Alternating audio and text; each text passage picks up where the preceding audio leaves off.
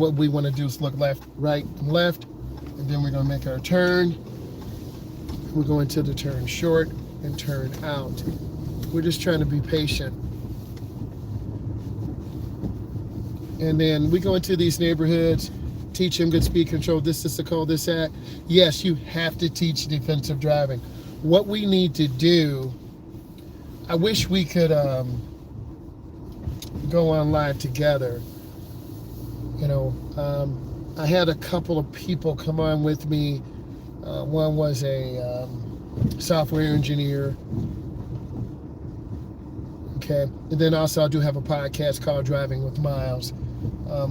What we need to do, I watched. Oh, okay.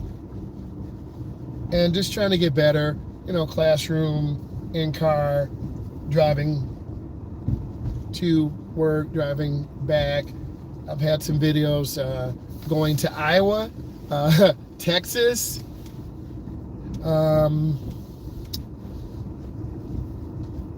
So I have a lot of content, and I'm just trying to get it organized.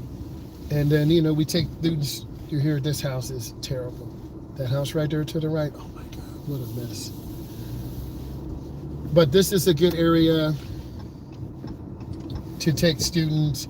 A lot of tight right turns, a lot of tight left turns, lane positioning.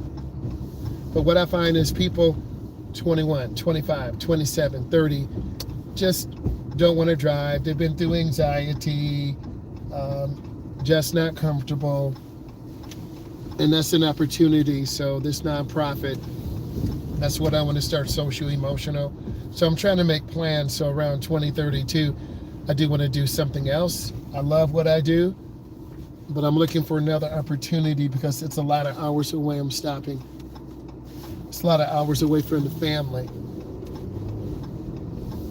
And eventually I want to do something else, but I love teaching people how to drive and getting ready. I see the bus over there. And a lot of these driving schools do not pay the rate you should. And then, of course, the Ohio and Florida have changed the rules and laws. I'm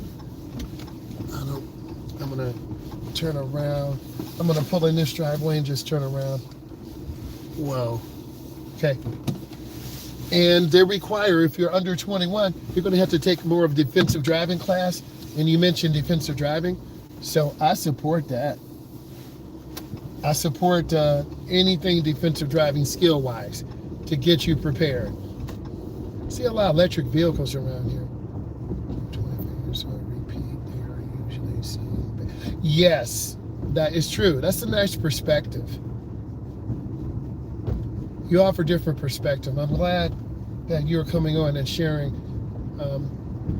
How long have you been teaching driver's ed? I've been doing this about 24 years, 23 years.